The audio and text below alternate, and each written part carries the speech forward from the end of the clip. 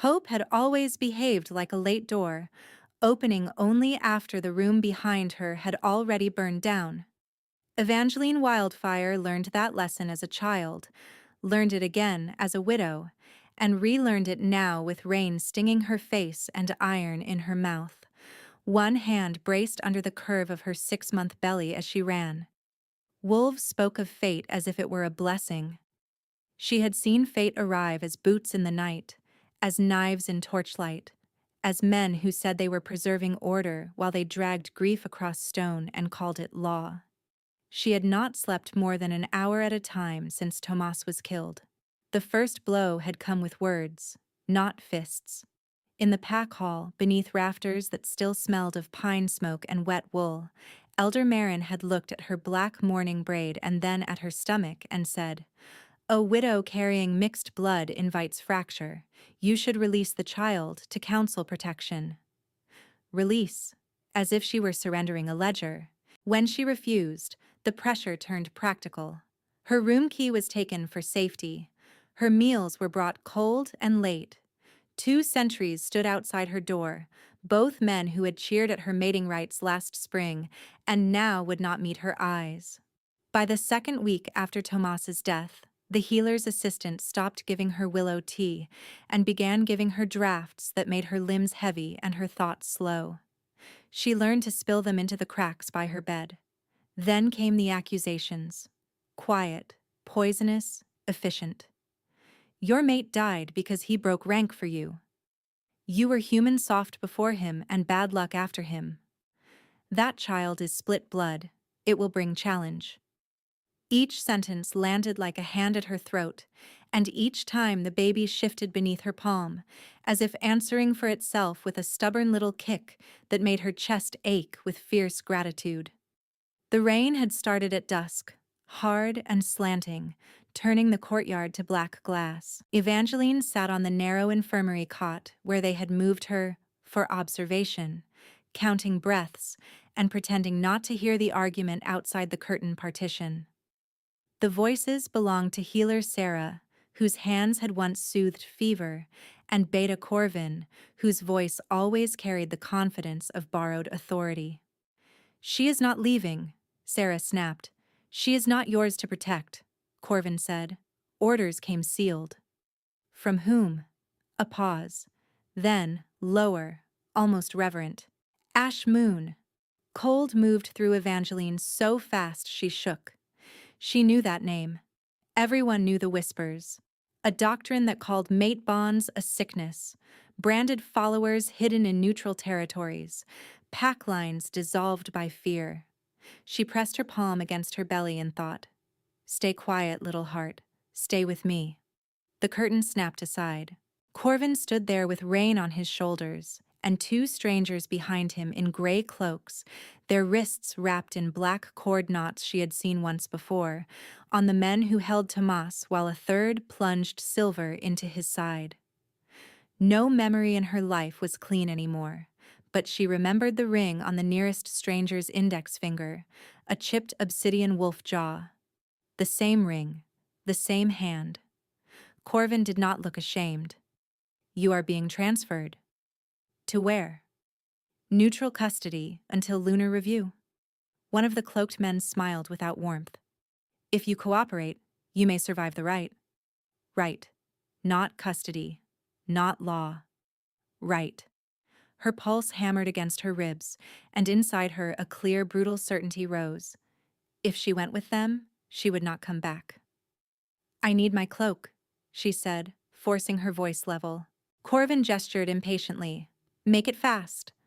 She stood slowly, as if dizzy, and crossed to the shelf where they had left her bag, because no one believed an exhausted pregnant widow could outrun armed men in a storm. Her fingers closed around the clay jar of comfrey salve. She turned, stumbled on purpose, and hurled it into the lamp by the far wall. Oil blossomed into fire. For one suspended second, everyone froze, shocked less by danger than by disobedience. Then shouting erupted. Sarah cursed. Corvin lunged toward the flame. Evangeline moved the other way, ducking under the curtain, shoulder slamming a table hard enough to bruise, then into the side corridor that led to the herb yard. Heat chased her back. Smoke clawed her lungs. Behind her, one of the cloaked men barked, "Stop her, now." She ran. The yard gate stuck in wet weather. She yanked once, twice, then drove her hip into it and felt the latch give. Rain hit her like stones, immediate and freezing. Mud sucked at her boots as she cut between drying racks and overturned baskets. Somewhere in the hall, a bell began to clang, warning fire, warning breach, warning prey. By the time the second bell rang, she had reached the lower stables. Old Merrick, the stablemaster, stared as she burst in, drenched and wild-eyed. For half a heartbeat, he looked ready to block her. Then his gaze dropped to her stomach, and something in his face collapsed into decision. "Northgate is watched," he said quickly. "Take the drainage path. Stay low under the ridge." He shoved a rough wool blanket at her and the reins of a small bay mare built for endurance rather than speed. His hand tightened on hers once. "Go." She wanted to thank him. No air came.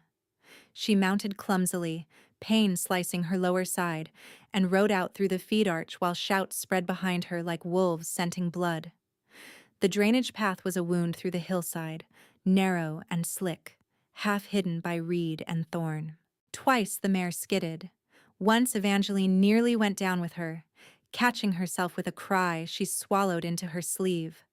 Rain washed tracks and numbed fingers. Lightning split the sky in white fractures that showed her too much and not enough. Broken fence posts, a fallen watchtower, the dark line of pines that marked the first border. At the border stones, she dismounted and slapped the mare's flank, sending her back downslope. A horse could be tracked. A woman on foot in a storm might disappear. Might. She climbed. The first territory line was old river clay and cedar roots. The second was a hunter's corridor through black spruce where bells of bone had been strung to catch trespassers. She cut the nearest cord with Tomas's utility knife, let the bells drop into moss, and crawled under the remaining strands on her elbows, breath shallow, belly cradled with one forearm like she could shield life itself from weather and doctrine and men. At the third border, on the cliff road above the western sea, she finally heard them again. Not close. Close enough. Voices carried oddly in rain, but she caught two words clear as metal. "She's marked. Alive."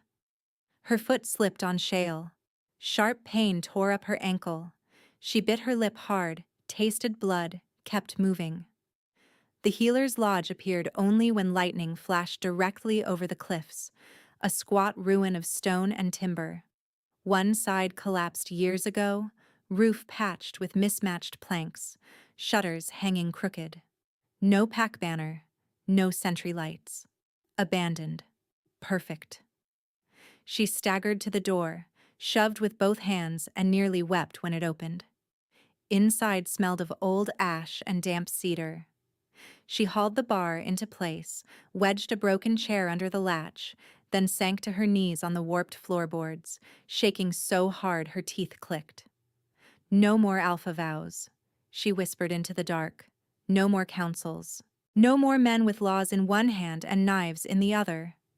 The baby kicked, strong and indignant, and she pressed both palms over the movement until her breathing steadied. A knock came, single and precise, swallowed by thunder. She went still. Another voice might have shouted, threatened, demanded. The man outside spoke as if he had measured his breath first. "Cult trackers are 2 minutes behind you. If you stay barred in without an exit plan, they will smoke you out." His tone held no panic, only urgency held in check. Evangeline crawled to the side window and lifted the cracked slat with careful fingers. Rain sheeted across the threshold. A massive figure stood in the mud below the step, black cloak plastered to broad shoulders, hands open and visible at his sides, exactly where she could see them. "Name," she called. "Alistair Blackwood." Lightning flared again, carving his face out of storm and shadow, scar along the jaw, rain on dark hair. Amber gaze fixed not on the door latch, but slightly aside, giving her space even now. She did not trust him. She did not trust any alpha breathing. "Stand there," she said, voice raw. "Do not move." He inclined his head once. She counted 50 heartbeats with her fingers pressed hard to her wrist, each one a hammer against bone, and when she looked again, he was still in the same place, hands visible, rain running off him in rivulets, waiting where she had left him while the hunt closed in. On heartbeat 51, Evangeline kept her eye to the cracked slat and waited for the trick. Men who hunted for councils and cults always had one, a hidden archer, a second team circling wide. A patient lie wrapped in calm words. The man in the mud did not shift his stance. Thunder rolled over the cliffs, and his cloak snapped hard in the wind. He looked less like a court alpha than a war-scarred sentinel dragged out of legend.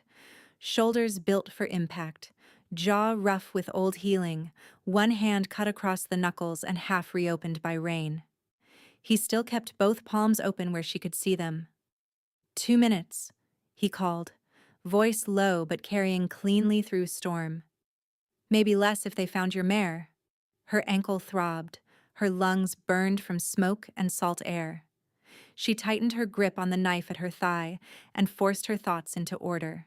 Panic first, strategy second, survival always. "You could be with them," she said. "I could." The plainness of it startled her. He tipped his head toward the ridge above the lodge. "If I were with them, I would be at your back wall with pitch and smoke, not on your front step asking permission." Another crack of lightning bleached the world white. She caught movement through rain, distant but real, 3 shadows cutting down the high path where she had come. Her body reacted first, instincts turning sharp as wire. "Do not use rank with me," she said. "Do not use commands. Then take options." His tone remained even. "Stay and fight in a single-room ruin with 1 door and 1 blown window. Or open, keep your blade and move now through the sea cut. It leads under the cliff shelf toward stones. My sentries hold there." "Your sentries," she repeated, bitterness scraping her throat raw. "Your laws, your custody." His mouth tightened as if she had struck him. "Sanctuary is not custody." She almost laughed at the word, almost spat it back at him. Sanctuary had been promised to widows before, to children, to mated pairs. Promises kept until power wanted a different shape. Inside her, the baby shifted in a firm, rolling press that stole her breath for a second and made her brace both hands against the windowsill. "I am so tired. I am so tired, and still I do not get to stop. If I choose wrong, we both vanish into a right and a story men tell each other about necessity. If I choose right, I still hand my life to an alpha name I have never spoken until tonight. I want Tomas. I want one true thing that does not ask me to gamble blood." The shadows on the ridge dropped lower. 1 lantern flared, then another, small orange teeth in the rain. Evangeline moved from the window to the door and listened. Wind under the eaves. Water rattling through broken gutter channels. No scrape of boots directly outside except his. She lifted the bar with both hands, muscles shaking from cold and effort, then stopped with the wood half raised. "If you rush me," she said to the dark seam of the door, "I cut first." "Fair." She eased the bar free and kept the knife in her right hand. The chair leg caught. She kicked it clear, opened the door a fraction, and let rain slash across her face. He stood exactly where he had been, close enough now that she could see the stitched tear at his shoulder and the old crescent scar beneath his left eye. Not a polished ruler, not a ceremonial predator. A man built by weather and war. Bootsteps echoed from the ridge path, clearer now. A voice shouted, "Check the lodge!" Alistair Blackwood did not look away from her. Decision. She swallowed copper and fear. "I move." You stay in front. No touching. Understood. He stepped back, granting her space to clear the threshold first. That, more than his words, pushed her into motion. She slipped out, dragged the door shut behind her by habit, then followed him around the lodge wall to a narrow drop where stone steps had been carved long ago into the cliff itself. The descent was treacherous, each step slick with algae and rain. Once her injured ankle buckled, she caught the wall and hissed through her teeth. He stopped immediately but did not reach. "Permission?" he asked. One word, controlled. She nodded once. His forearm came under her elbow, warm and unyielding, guiding rather than hauling. He adjusted his pace to hers, matching every uneven step until the path opened into a low tunnel in the cliff, half natural cave, half old smuggler cut. Seawater hissing somewhere below like a living thing. Behind them, men reached the lodge. Wood struck wood. Someone cursed at the barred door. Alistair led her into darkness where rain became dripping echoes and cold stone smell replaced wet cedar. After 20 paces, pale runes appeared along the tunnel wall, faint silver lines pulsing in rhythm with the storm. Ward marks. Old, maintained, powerful. "You're in Blackwood boundary now," he said quietly. "The ward recognizes blood and oath." She let out a harsh breath that was almost relief, almost grief. "Boundaries did not save my mate." "No," he said. "They failed him. No defense, no excuse, just fact." The tunnel bent left and widened. At the far opening, 2 figures waited under hooded lanterns with spears lowered across the passage. Their cloaks were slate and black, each clasped at the throat with a cedar sigil burned dark into metal. Wolves padded behind them, massive and silent, eyes reflecting lantern light like hammered bronze. First glimpse of his people, and every old warning in her spine snapped upright. One guard's gaze dropped to her belly, then to the mud on her hem, then to Alistair's hand still near her elbow. Suspicion moved across his face too quickly to hide. "My king," he said, stunned. "Later," Alistair answered. "Open the inner gate." The guard did not move. "Now," Alistair said, and this time the command landed with iron beneath it. The spears lifted. The wolves shifted back. A barred iron grate, hidden in shadow, rattled upward with a groan that vibrated through the stone. Evangeline stared at the opening, at the dark corridor beyond, and felt the old terror sharpen to a single point. Once she stepped through, she would be inside an Alpha King's territory with no witnesses loyal to her, no escape route she understood, and cult hunters still close enough to smell. She planted her feet. "If this becomes a cage," she said, voice thin with exhaustion but steady, "I burn it." Something like fierce approval flickered across Alistair's face. "Then we agree." He turned back toward her, lantern light cutting along the planes of his wet face, and in that suspended second she finally looked directly into his eyes at arm's length. Amber flooded bright through his irises. A sharp breath tore out of him as if a blade had found his ribs. Heat surged beneath her skin so suddenly that her fingers went numb around the knife hilt. A fine current raced from throat to spine. Not pain, not fear. Something older and more dangerous. A live thread tightening between them with every heartbeat. Scents slammed into focus all at once, rain and pine resin and storm-charged stone, and beneath all of it his scent, wild cedar and iron and smoke, striking a hidden chord in her body that answered without permission. No, not now, not him. Her knees threatened to fold. The baby went still for one suspended beat, then gave one powerful kick directly under her palm, as if recognizing a voice she had not yet heard speak close. Alistair dropped to one knee on the wet stone floor, head bowed, hand braced against the ground to keep himself from shifting. His shoulders shook once, controlled through obvious strain.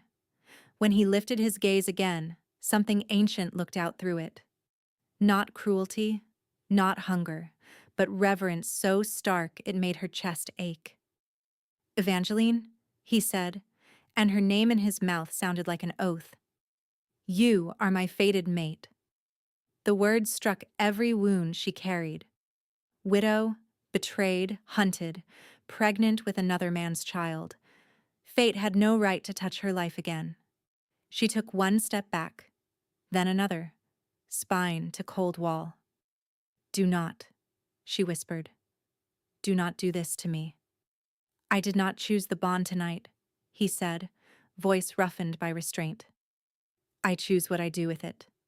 Outside the tunnel mouth, thunder crashed over the sea.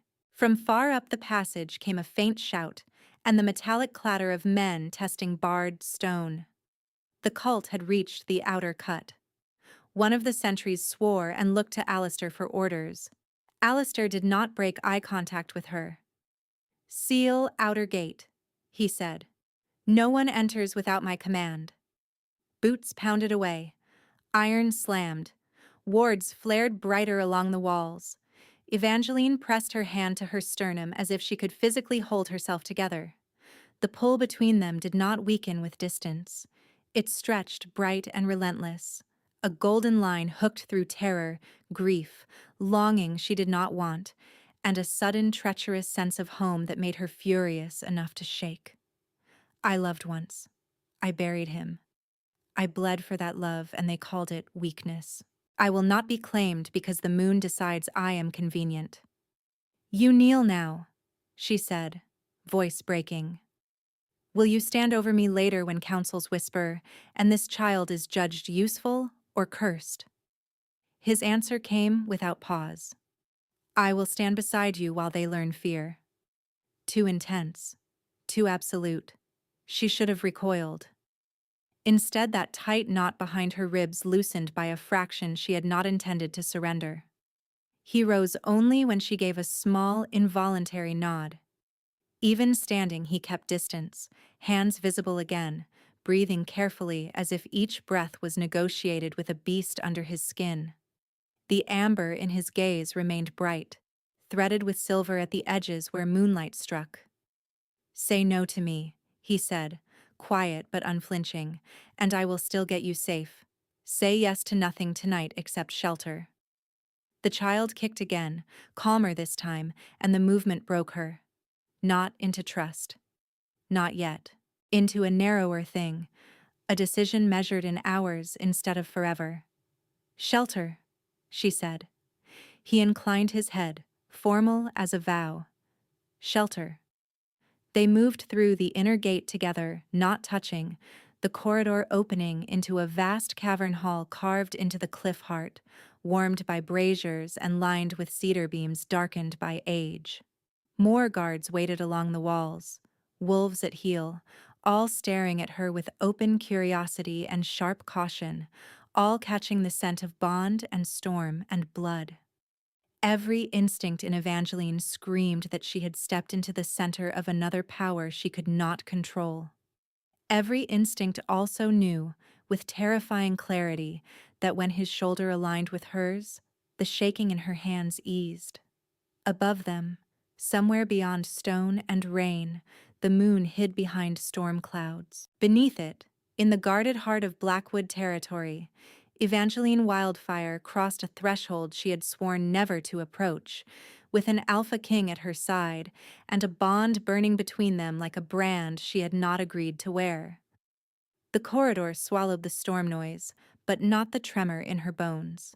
Heat from the braziers licked at her soaked clothes, and the sudden warmth made the pain in her ankle and side surge hard enough that black motes crowded her vision.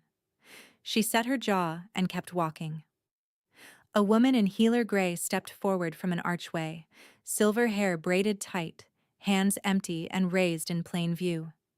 "My king." "Not king right now," Alistair said. "Healer Malus, this is Evangeline Wildfire. She is under sanctuary. No sedatives, no ritual tinctures. She consents to every touch." Malus looked straight at Evangeline, not around her. "Do you consent to treatment?" The question landed like a shock. She nodded once. They took her to a small chamber carved into the cliff, cleaner than she expected, with cedar shelves and a narrow pallet by a low fire pit. She sat because standing became negotiation, then battle, then failure. Her skin burned while her fingers stayed cold. When Malus unwound the blanket from her shoulders, she hissed at the pull across her ribs. Bruising, overuse, smoke in the lungs, possible strain from the fall, Malus murmured. And fever coming on fast. Alistair stood near the door, drenched cloak still on, as if he had physically anchored himself to the threshold. He did not move in when she swayed. He did not speak over the healer. He watched every motion with predatory focus and deliberate restraint that looked painful. Malus mixed an infusion, held it out. Willow bark, mint, and salt broth for strength. I can bring Dreamroot if the pain worsens. No Dreamroot, Evangeline said immediately. No Dreamroot, Malus repeated, setting a second cup on the table. You can lock this door from the inside. My station is 2 halls down. When they were alone, silence expanded. Fire snapped softly. Rain thudded on distant stone. Alistair unfastened his cloak and hung it on a peg, then remained where he was, broad shoulders rigid, one hand braced against the wall like he needed its support. You are shaking, he said. I noticed. Drink first, questions after. She stared at the cup as though it might grow teeth.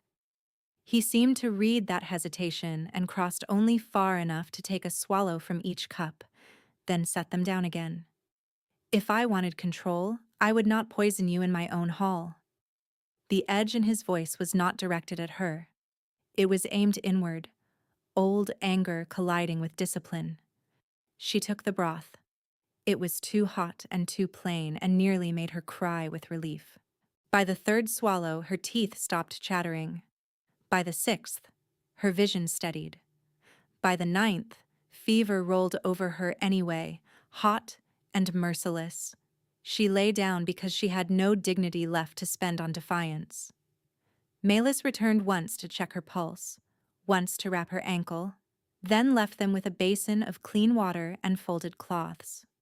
Through it all, Alistair stayed in the hard wooden chair beside the pallet, forearms on his knees, eyes tracking her breathing like it was the only rhythm that mattered. At some point, she woke from a shallow doze to find him reading from a weathered prayer slate, voice low enough to blend with the fire. Not commands, not claims. Old moon prayers she recognized from childhood, the ones asked over newborns and travelers and the newly bereaved. Guide the lost one to safe ground, guard the mother in the narrowing dark. Let no oath made in grief be used as chain. His cadence was rough, as if he did not often read aloud. It still settled the air. She watched his mouth form the words and thought, with a kind of angry bewilderment, that she had met men who wore holiness like armor and men who used doctrine like a knife. This was neither. This was a war-built alpha king murmuring blessings because a frightened woman could not sleep. I do not understand this. I do not understand him. I am lying in a stranger's territory with fever in my blood, my child under my heart, and fate has bound me to a man whose name turns entire halls silent. I should be cataloging exits, weighing weapons, planning where to run if the latch falls. I still do that. I always will. But he asks before touching. He stands in doorways as if permission is law. He watches me drink first and waits for my nod before stepping closer. My body keeps answering him like safety, and my mind keeps calling that answer a trap. Both can be true. Both are true tonight. Her breath caught as a cramp tightened low across her belly. She curled instinctively, one hand under the curve, the other gripping the blanket. Alistair was on his feet instantly, then stopped himself a full stride away. Permission. She nodded through clenched teeth. He knelt beside the pallet and placed 2 fingers at her wrist, counting, gaze flicking to her abdomen and back to her face. The cramp eased after 3 long breaths. "Strain and fever," he said quietly. "Not labor. You sound certain." "My sister carried twins through a winter siege," he said. "I learned what fear does to the body." There was a history inside that single sentence, jagged and unrehearsed. She almost asked. The fever dragged her under first. Night deepened. She woke once to the scrape of metal and found him at the far table, shirt stripped to his waist, stitching the torn shoulder she had seen in the storm. One-handed. Jaw locked so tightly a muscle jumped in his cheek with each pull of thread. He had turned his back enough that she would not wake to the sight unless she opened her eyes fully. When he noticed she was awake, he covered the wound with cloth before speaking. "Sorry, I tried to stay quiet." "You did." He cleaned the needle, set it down, and resumed his post by the chair as if self-repair were no more remarkable than banking a fire. When gray morning finally thinned the dark, her fever had broken into sweat and weakness. She pushed herself upright and found him gone. Panic flared sharp and immediate. Then she heard a rhythmic rasp from the alcove beyond the chamber door. She stood, wrapped in a blanket, and followed the sound to a workspace open to a narrow ledge. Alistair sat on an overturned crate with a cedar plank between his knees, carving careful grooves into 2 side rails. Shavings curled at his boots. He measured spacing with his thumb, checked it, adjusted, checked again. "What are you doing?" she asked, voice hoarse.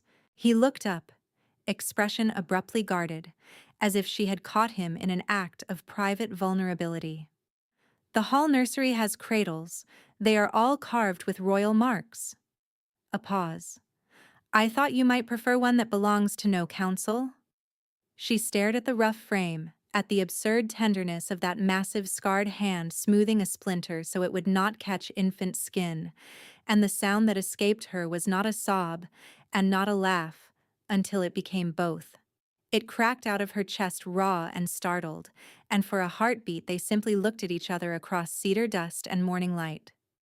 He huffed a short breath that might have been his version of humor. "My joinery is terrible. Do not inspect the angles." "It is a cradle, not a throne," she managed. "Good. Because if the child requests a throne, we renegotiate expectations." The joke was brief and quiet, and so badly timed it worked. Her shoulders dropped a fraction she had not meant to surrender. He noticed. He did not comment on it. He returned to sanding the rail with patient strokes, and she sat on the ledge with her blanket around her, watching. By late afternoon, after food and rest and another healer check, Alistair informed her that staying hidden inside the cliff hall would invite rumor and isolation. "There is a refuge market 2 terraces down," he said. "Neutral traders, temple stewards, displaced families. If your scent vanishes from public spaces, Ravencrest controls the story."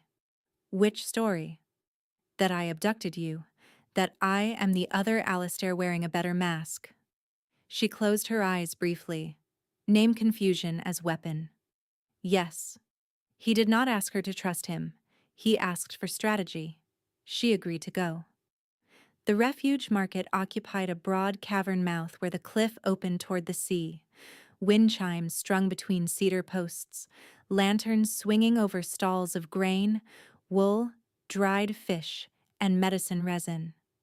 Wolves and humans moved side by side under treaty marks. Children ran between baskets while elders argued over salt prices with ritual seriousness. It should have felt almost ordinary. Instead, every glance snagged on her belly, then slid to Alistair at her shoulder. They had gone perhaps 20 paces when 3 elders in ash-trimmed cloaks stepped into their path. Evangeline recognized one from old council gatherings, Elder Dren, his beard braided with obsidian beads. The woman beside him, Elder Seema, carried a clay bowl of ritual ash and bone powder. Seema's smile held no warmth. "So the rumors are true. A split blood heir under Blackwood protection." Dren tilted his head at Evangeline as if appraising livestock. Curses travel easiest through grieving wombs. Alistair's posture changed by a degree. Not dramatic. More dangerous. Choose your next words carefully. Seema ignored him and looked directly at Evangeline. If you permit cleansing ash now, we may prevent contamination of lineage. No, Evangeline said. Seema took a step closer anyway, fingers dipping into the bowl. Widows are often confused in early sanctuary. We can proceed under emergency doctrine. The old terror hit like cold iron, memory and present overlapping. A hand reaching because law had decided her body was public ground. Her breath shortened. She held her place. Alistair moved between them with one smooth step, not touching Seema, not drawing a blade. His presence alone changed the market's pressure. Lantern chains overhead began to tremble, a metallic shiver running post to post as his alpha aura rose, hard and unmistakable. The wolves tied near the grain stall flattened their ears and backed. Emergency doctrine does not override consent, he said, voice carrying across stone. Not in my territory, not under my covenant. Dren lifted his chin, offended rather than afraid. You would lecture elders on right? I would enforce law on anyone who forgets it. People were watching now. Traders paused with hands on scales. Temple stewards edged closer, wary.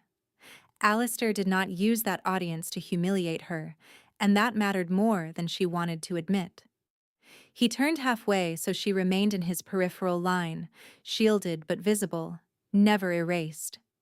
Then he did something she had never seen a ruling alpha do in public. He called for a record oath.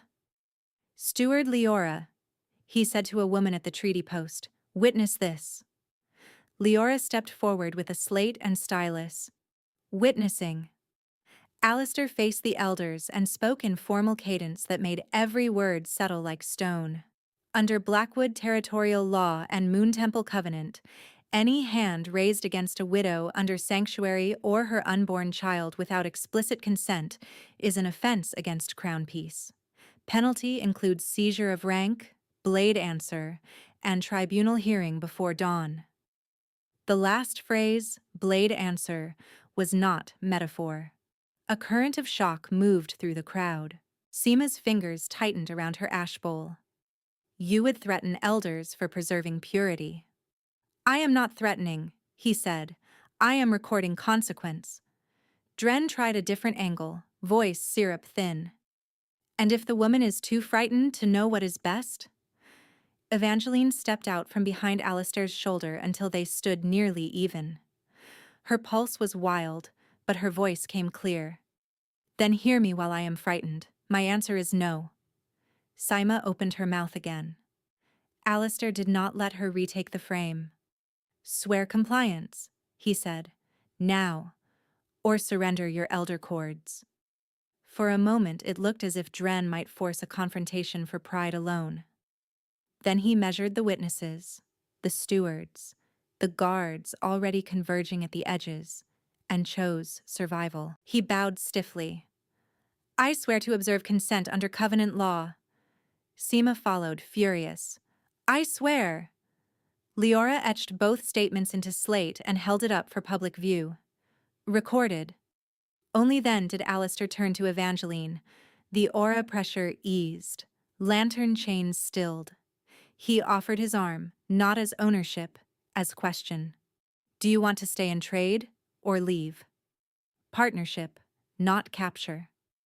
Decision returned to her hands in front of everyone who had just watched her defended.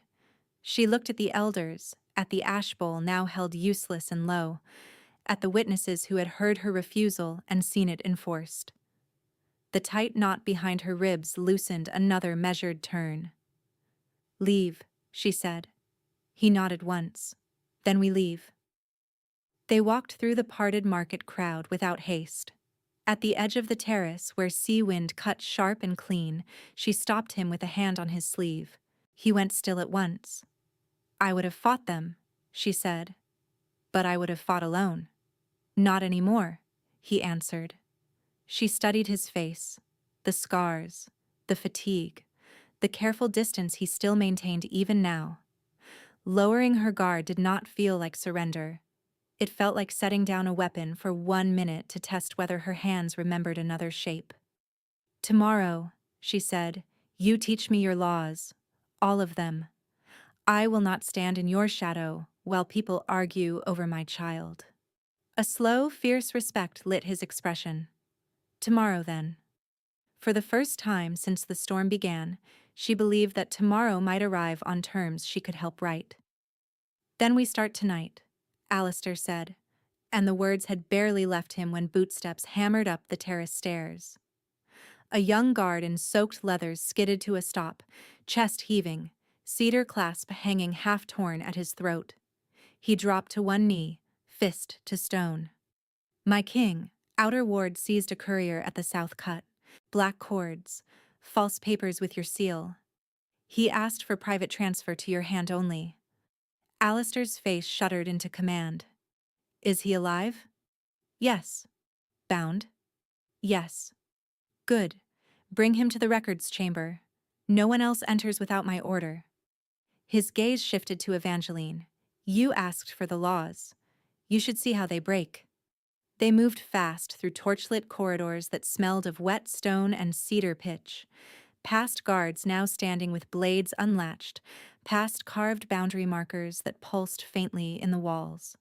By the time they reached the records chamber, the courier was already there, wrists tied to the iron ring set in the floor, hood removed. He was younger than she expected, narrow-faced, with a healer's calluses on his fingertips, and a black spiral brand burned into the skin behind his left ear. Not a frontline killer. A convert. Malis stood at the edge of the room with her jaw tight. He carried tinctures used to dull resistance. Also this. She held up a waxed satchel. Alistair broke the seal. Evangeline watched his expression harden line by line as he unfolded one decree, then another. He handed the first to her. By order of Alistair Blackwood, acting under emergency bloodline review, the widow Evangeline Wildfire is to be transferred for ritual custody pending lunar determination. His name, his crest, his signature shape. Forgery, but good enough to wreck a city. The second document was worse. A circular proclamation stamped with ash moon iconography, naming Alistair Blackwood as Alistair Ravencrest under a purified title, claiming he had hidden his doctrine to infiltrate royal succession. It was elegant poison, built to thrive where distance and fear did the rest. Who wrote these? Alistair asked the courier. The man swallowed, eyes flicking to Evangeline, then away. I deliver. I do not ask. Alistair crouched to his level, voice stripped of heat.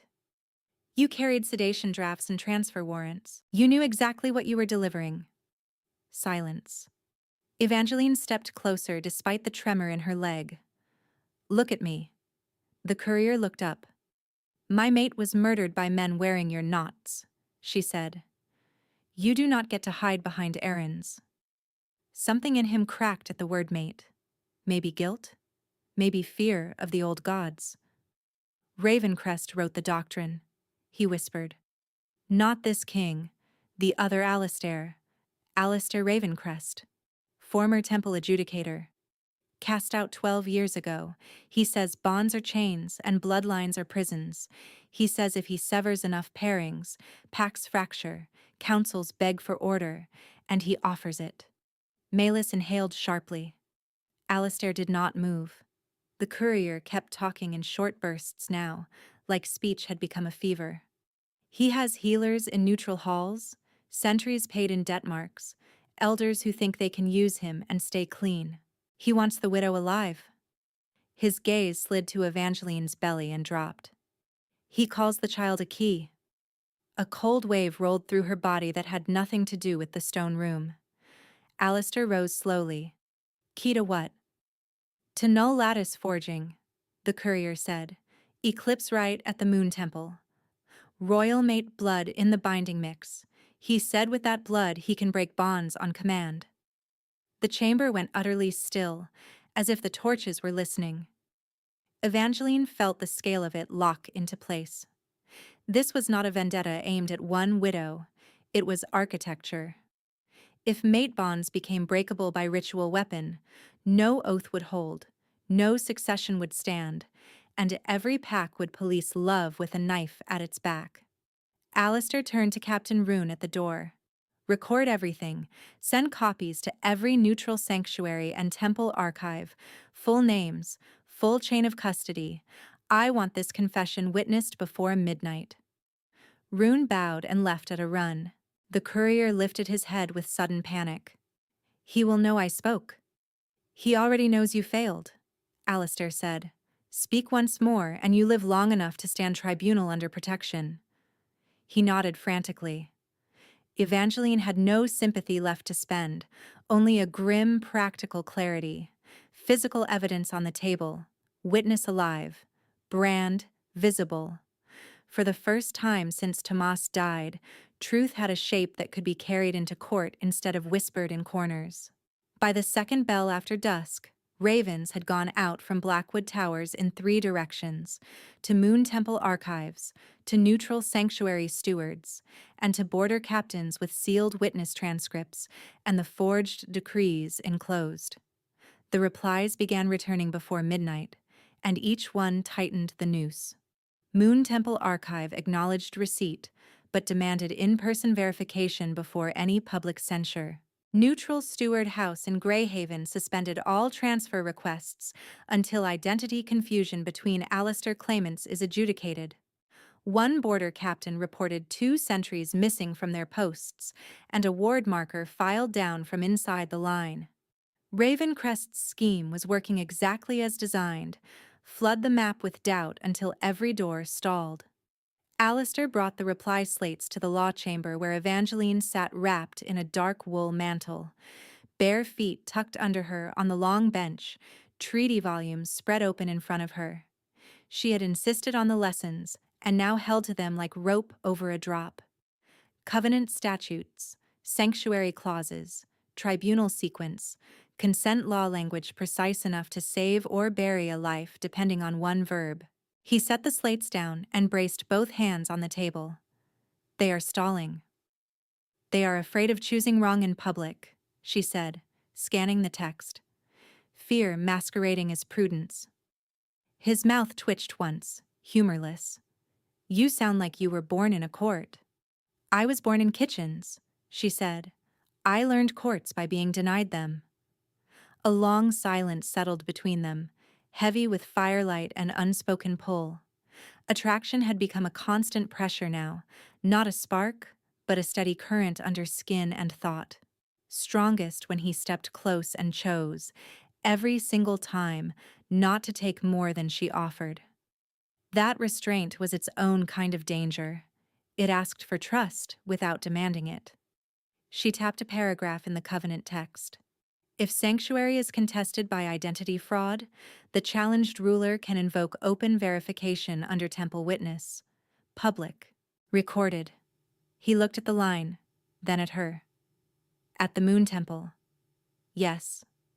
Ravencrest wants us there. He wants me hidden more. She met his gaze. Predators do best when women disappear into private rooms and private rites.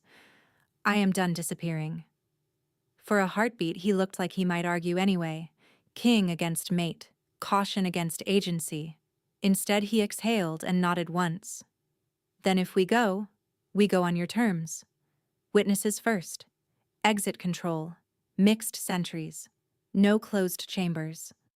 The bond between them tightened at that, a low thrum in her chest that made it hard to remember where fear ended and longing began.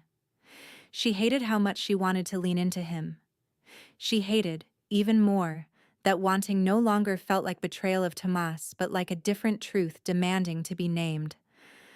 I loved one man to the grave. I may love another into daylight. Grief and new devotion are not enemies. No matter what old women with ash bowls claim, my heart is not a courtroom with one chair. She stood slower now because the weight of pregnancy had shifted her balance, and moved around the table until she stood within arm's reach of him. Why did Ravencrest get cast out? Alistair's jaw tightened. He presided over bond disputes before I took the throne. He argued that the state should authorize severance for political stability. When denied, he began testing null sigils in secret on prisoners and debtors. His eyes darkened. My predecessor buried it to avoid panic. I exposed it. Ravencrest fled before sentence. You carry his name. I carry the damage he left. The truth of that settled in her bones. Name confusion was not just tactical for Ravencrest. It was intimate warfare, forcing Alistair to spend every breath proving what he was not. A horn sounded far down the corridor, then another, sharper. Rune burst into the chamber without ceremony. My king, Market Steward Leora was attacked on the west stair, alive, cut at the shoulder. Says 2 cloaked figures tried to seize the witness slate from the Elder Oath. Evangeline was already moving. Is the slate secure? Rune hesitated. No. Alistair's curse came low and controlled. The public oath from the market was the legal proof that elders had submitted to consent law under witness. Without it, Sima and Dren could deny and rewrite. Where is Leora now? Evangeline asked. In infirmary. They reached infirmary to find Milas pressing linen to Leora's arm, while 2 guards stood at the door with blades naked. Leora's face was ash pale but furious. They wanted the slate, not my purse. One called the other Ven. Black cord on the wrist. They knew exactly which case I carried. External contact resolved itself in blood and urgency. The network was inside the territory, listening to official movements and striking at legal evidence, not random targets. Malus glanced up. She will recover. But this was coordinated.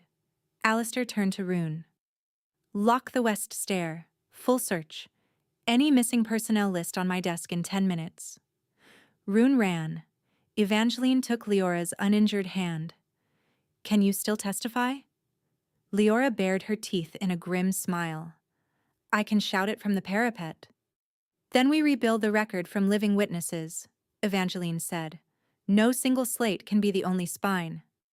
Alistair looked at her then with stark, almost startled respect, as if watching power choose its own shape in real time. The next hours blurred into controlled chaos. Witnesses were gathered and re-sworn in duplicate before 2 scribes. Ward checks found 1 gate rune scored thin with acid. 2 kitchen workers were missing. A sentry from the south tunnel failed to report. Each discovery narrowed the margin. Near dawn, Evangeline finally returned to her chamber with Maelys and 2 guards posted outside. She did not sleep. She sat on the pallet in a borrowed shift.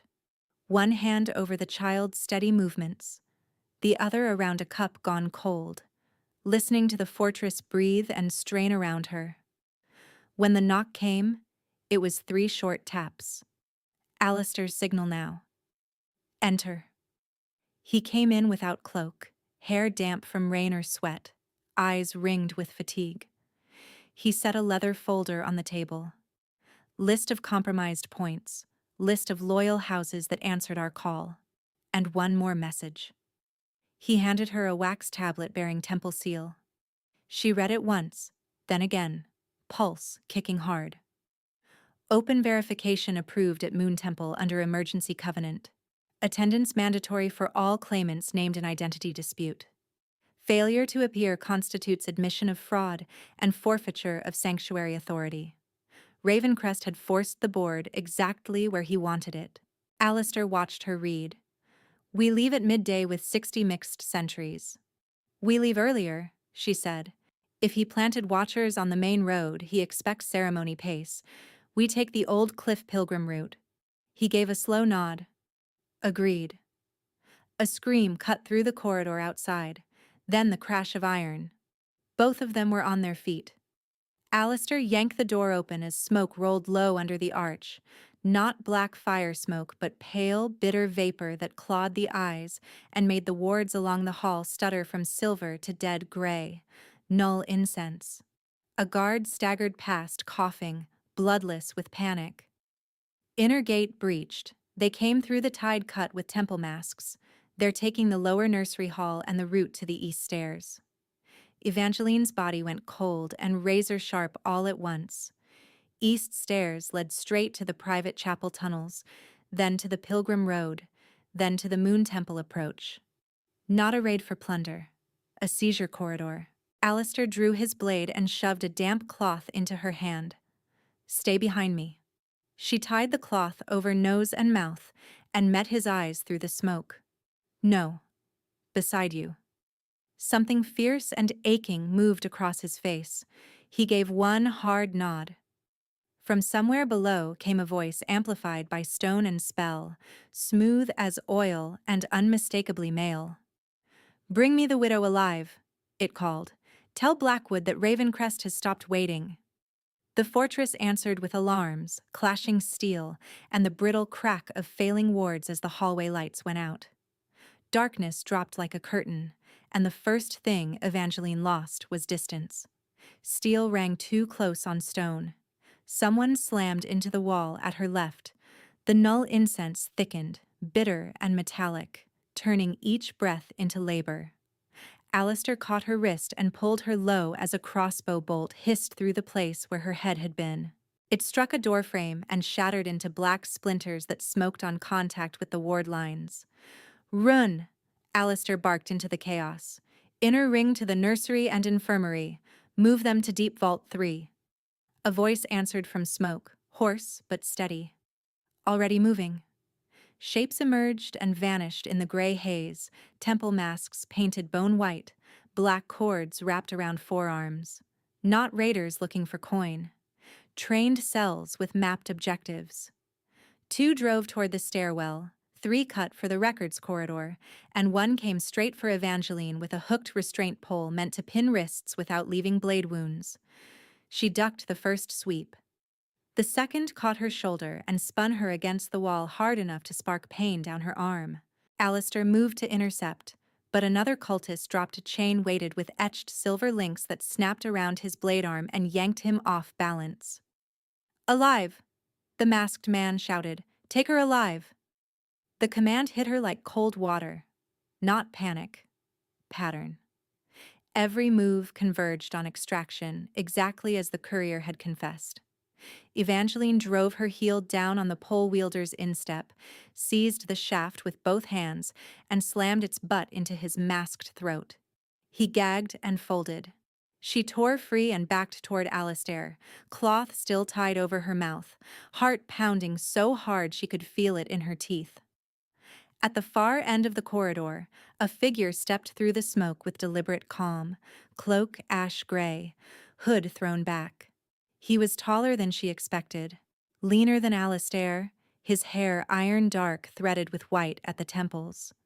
The resemblance was not in face so much as bearing, the same predatory stillness, warped into something doctrinal and hollow. A black spiral brand marked his throat like a burned collar. Alistair Ravencrest smiled as if greeting guests at ceremony. "Look at us," he called. 2 Alistairs in one hall. "Tell me, widow, which monster asked for your consent, and which one asked for your future?" His people pressed forward on that line, using doubt like a weapon. 1 guard at the rear faltered half a step. Alistair Blackwood saw it and roared, not in rage but command so sharp it cut through smoke. "Cedar Oath line now. Shields up. No one fights alone." The Blackwood sentries snapped into formation, overlapping bucklers and short blades, forcing the cultists into the corridor choke point. The clash became brutal and close, boots slipping on wet stone, chain against sword, grunts and shouted positions. Evangeline stayed inside the shield curve, not passive, scanning angles, counting masks, identifying the wrist brands when sleeves tore. Ravencrest did not join the melee. He watched her. "I built this for years," he said, voice carrying over combat through some temple projection charm. He inherited a throne. I inherited the truth. Bonds make obedient armies. Bloodlines make holy hostages. Your truth smells like sedatives and forged seals, she shot back. His mouth curved. Law is only theater with better costumes. 3 more cultists poured from the east stair, one wearing a kitchen worker's apron over tactical leather. Missing personnel resolved in one bitter glance. Infiltration from inside had been real, and she now knew exactly who had opened the stair locks. Alistair Blackwood cut down the first attacker's weapon with a 2-handed strike and drove him back with the hilt, not the edge. The second slashed for Evangeline's side. She pivoted, caught his wrist with both hands, and redirected the blade into the wall where it stuck between stones.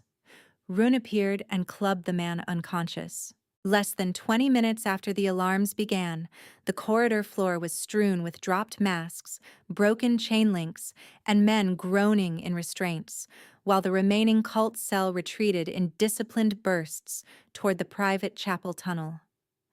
Ravencrest stepped backward into that tunnel mouth and raised a small obsidian token etched with crescent runes. "Moon Temple," he said. "Open verification, was it not? Come prove your names under witness if you dare." The rune flared. A shock pulse rattled the ward sconces and collapsed half the corridor ceiling between them, showering stone and smoke. When it settled, Ravencrest and his remaining guard were gone into the pilgrim route. Rune coughed blood from a split lip and looked to Alistair. "Orders." Alistair turned to Evangeline, breath ragged, chain burn bright around his forearm. This is his ground now. He prepared the temple. She tasted ash and iron and made the decision that split fear from purpose. Then we stop fighting in hallways where only his disciples can see. We finish it where witnesses outnumber zealots. She faced the surviving guards. Bind every captured attacker, strip sleeves, record brands. Malus gets the sedative vials and obsidian tokens cataloged by name and place found. No loose evidence, no private interrogations. Rune blinked once, then nodded. "Done." Evangeline met Alistair's gaze. "We go now. Mixed sentries, temple stewards, and every elder who still thinks this is an argument instead of an assault. If Ravencrest wants public stage, I will give him one he cannot script." By first light, the Pilgrim Road had turned into a moving tribunal. Blackwood guards flanking wounded witnesses, 2 neutral stewards carrying satchels of seized evidence, Leora with her arm bound but walking upright, and Malus escorting the courier who had confessed. The sea wind cut hard across the cliff, and bells from the Moon Temple began tolling emergency summons as they climbed. The temple court was already crowded when they arrived. Priests in silver sashes, elders from 3 territories, traders, sentries, and frightened families pressed along the colonnades. At the center stood the old verification dais, a ring of altar stone carved with runes meant to compel true name and sworn lineage. Ravencrest had added his own lattice, thin black sigil cords stretched between pillars like a web. "Do not enter the ring," Alistair Blackwood warned. Ravencrest emerged beside the altar in adjudicator robes, as if he had never been cast out. "Too late for caution. The rite has begun." The black lattice snapped to life. Silver chains hidden in the runes shot upward and cinched around Alistair Blackwood's wrists and chest when he lunged for Evangeline. The force slammed him to one knee, then pinned him against a pillar, chain links burning with null glyphs. Shouts exploded across the court. Priests called for order. Cult loyalists in temple masks drew blades from beneath their robes and took hostages at the perimeter, holding steel to throats while demanding silence. One blade settled under Evangeline's jaw from behind. Cold metal. Controlled pressure. Ravencrest spread his hands to the crowd. "Witness your king reveal himself. One Alistair serves fate, one breaks it. The widow carries the blood key. Under Eclipse Doctrine, I claim ritual authority." Alistair Blackwood strained against the chains until blood darkened his sleeve where silver bit skin. "Do not touch her." Ravencrest ignored him and fixed on Evangeline with fever-bright conviction. "You have been used by men and myths. Let me end it. Give the blood willingly, and I spare the child from prophecy." The court went so silent that gulls could be heard over the surf below. Evangeline felt terror rise, sharp and ancient. Then she felt her child kick once, steady, alive, insisting on the present. She had run across borders, hidden in ruins, bargained for shelter, learned statutes by firelight while men forged her name into warrants. She was done being an object in someone else's doctrine. "Take the blade away," she said to the guard at her back. He hesitated, surprised by the calm in her tone. Ravencrest laughed softly. "You are in no position to issue commands." She raised her voice, carrying it to the colonnades. "Stewards, witnesses, hear me. I invoke Sanctuary Challenge Clause and Truth Circle override under Emergency Covenant. Record this as voluntary blood oath, witnessed by Temple and Pack." A priest gasped. "That right is dormant." "Not to wildfire blood," Malus shouted from the outer steps. Evangeline twisted, drove her elbow into the guard's ribs and dropped under his arm. The blade nicked her sleeve but missed skin. She ran the 2 steps to the altar, seized a ceremonial knife from the offering stand, and cut her own palm over the central rune. Blood struck stone. The dormant carvings ignited in silver-gold lines that raced outward, devouring Ravencrest's black lattice pattern and rewriting it into a bright ring that climbed the pillars like fire in reverse. The pressure in the court changed at once. Masks seemed suddenly fragile, lies suddenly heavy. Evangeline planted her bleeding hand on the altar and spoke into the light. "I call Thomas Wildfire, my dead mate, honored and not erased. I call Alistair Blackwood, my living mate, chosen and witnessed. I claim my bloodline without surrendering my will. Let truth mark every tongue in this court." The ring pulsed.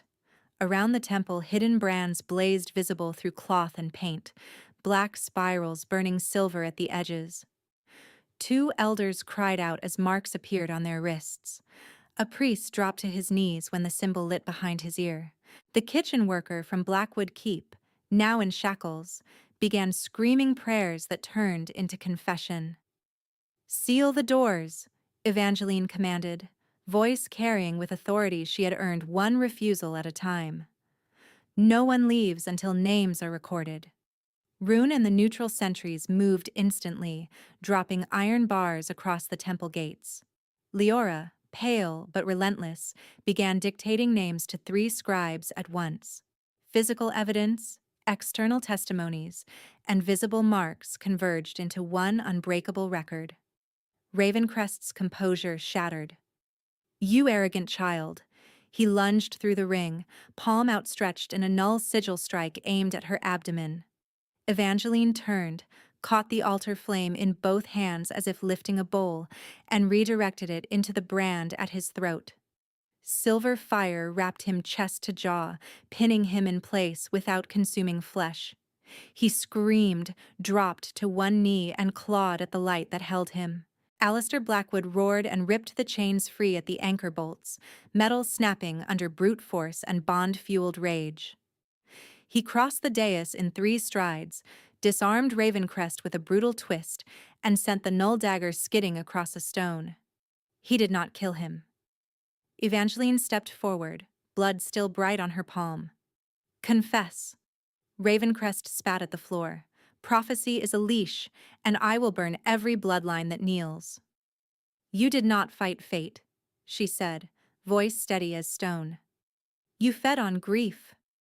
Alistair Blackwood stood at her shoulder, chest heaving, amber gaze fixed on the fallen man. "Your reign ends where her choice begins." Ravencrest snarled one final incantation and slammed his branded hand onto the rune floor, trying to trigger a hidden null wave. The truth circle rebounded it cleanly into his own lattice mark. Light cracked through the spiral, and the power behind his voice went out like a snuffed torch. He collapsed, conscious but emptied, trembling in the silver bind.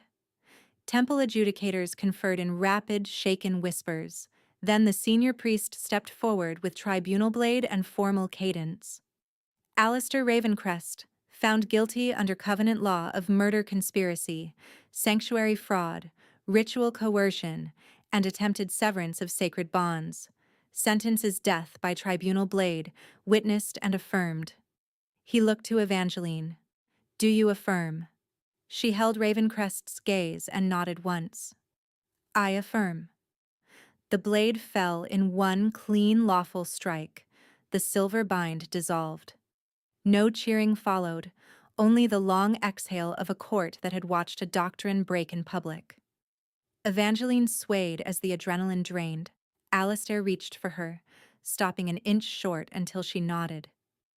Then his hand closed around hers, careful around the cut, anchoring her in the ringing aftermath while scribes kept writing, and temple bells began, at last, to sound like morning.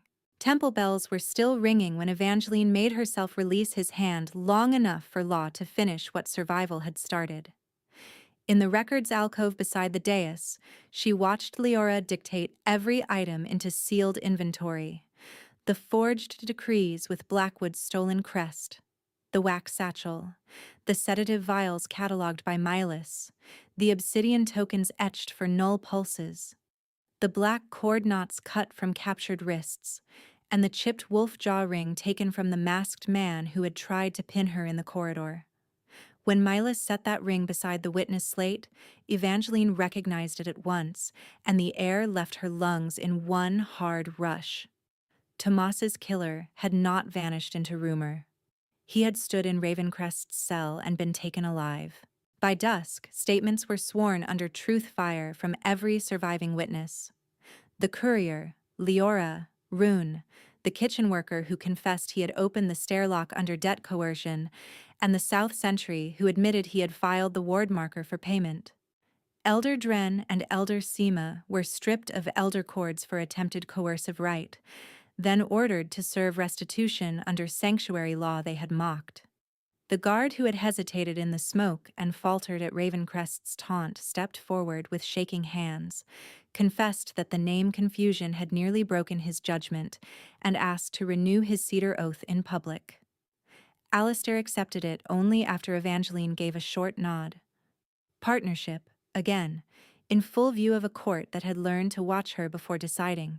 Before adjournment, the masked attacker identified by the chipped wolf-jaw ring was convicted under sworn witness and truth circle record for Thomas's murder, and sentenced to life iron detention under temple seal, with no parole right permitted. 3 nights after the tribunal blade fell, rain returned to the cliffs. The ruined Healer's Lodge stood where it always had, dark stone shining under stormwater, one shutter still crooked. Alistair stopped on the threshold, soaked through, broad shoulders framed by lightning, and lifted his hand to knock. The door opened before his knuckles touched wood. Evangeline stood barefoot on the worn boards, hair unbound, a dry cloak over a simple dress that did nothing to hide the firm curve of her belly. Firelight warmed the room behind her. Fear was still in her face, and so was resolve. This time, she said, I choose before the storm chooses for me. He did not step in. Say it plain, Evangeline. I will not take even this on assumption. She held his gaze.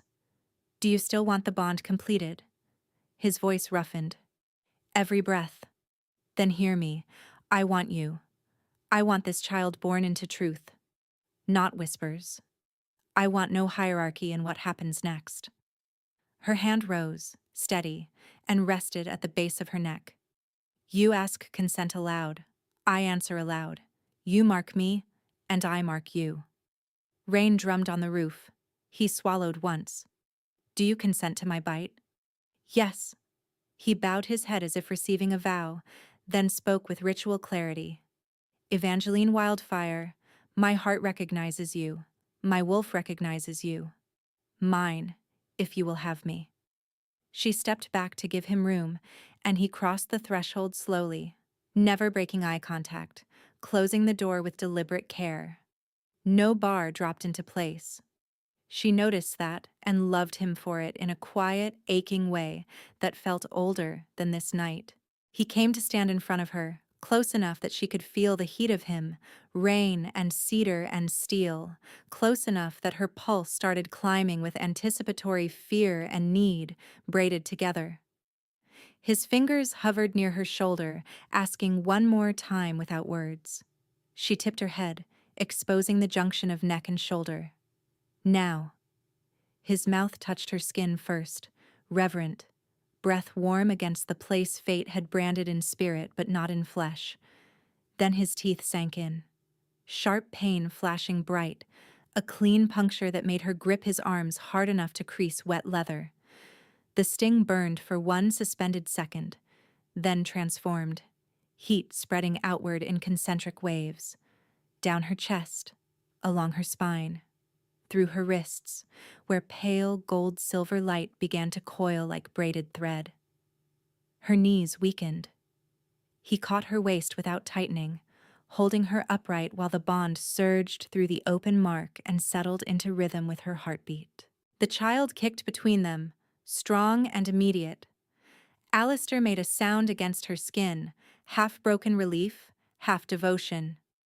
When he drew back, rainwater and firelight gleamed on his face, and that ancient feral reverence looked out of him without restraint.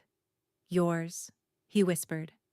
She touched the new mark at her shoulder, felt it pulse warm, then slid her palm to the back of his neck and drew him down. "My turn." He went still. "Do you consent to my mate's claim?" His throat moved. "With my whole life. Yours." She angled him so the fire caught the side of his neck, just above the collar where his pulse beat hard and fast. She pressed a kiss there first, tasting rain and salt, and the man who had waited in mud rather than force one door. Then she bit. Not tentative, not ornamental. A claiming bite that broke skin and pulled a sharp breath from him like struck steel. Power answered instantly.